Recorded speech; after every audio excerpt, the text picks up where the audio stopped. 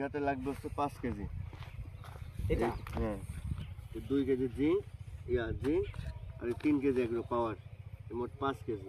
মানে ওই এইগুলি দেয়া, হ্যাঁ তাহলে মানে এক কেজি এক প্যাকেট 1 বিঘা, 1 বিঘাতে 2 কেজি এটা হ্যাঁ এটা 3 কেজি, মোট 5 অন্যান্য কেজি। কোম্পানি সব কোম্পানি আমরা তো জিঙ্ক মনোহাইড্রেট জিঙ্ক এগুলো তো সব ব্যবহার করি 1 কেজি করে বিঘা দিতে। হ্যাঁ কৃষি অফিসারও তো তাই বলেছে বিঘাতে 1 কেজি, সে তোমার এটা 2 কেজি দিতে হবে বিঘাতে। আমার 2 কেজি ছবি এই কারণে দেওয়া লাগবে। অন্যান্য কোম্পানিকে আপনি বলছে যে আমার এই মনোহাইড্রোজেন জিঙ্ক এগুলো ব্যবহার করলে ইউরিয়া কম লাগবে? তাও বলেছে না। ওটা ব্যবহার করলে ইউরিয়া কম দিতে কইছে ওরা, যে ড্যাপ ব্যবহার করতে কইছে। হ্যাঁ আর ইউরিয়া সব সময় কম ব্যবহার করি। ওই তো ড্যাপ তো ব্যবহার করতে কইছে, তার পরিমাণ কি কমাই দিছে?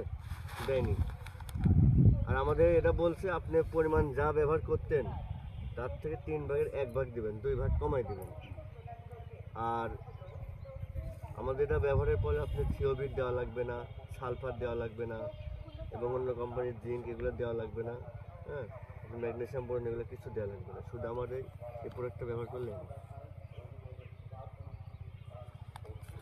আপনি অন্য কোম্পানিটা তো বলেনি, বলছে কি বলেনি? ওই ঘুরে ফিরে দেখবেন আপনি হিসাব একই, কিন্তু হিসাব করতে গেলে খরচ হবে কম। মানে 1 বিঘার জমিতে আপনার খরচ হবে মনে করেন অন্য কোম্পানি হাবি দাবি দেখুন খরচ পড়ে না হলে 3000-3200 টাকা সেটার সময়।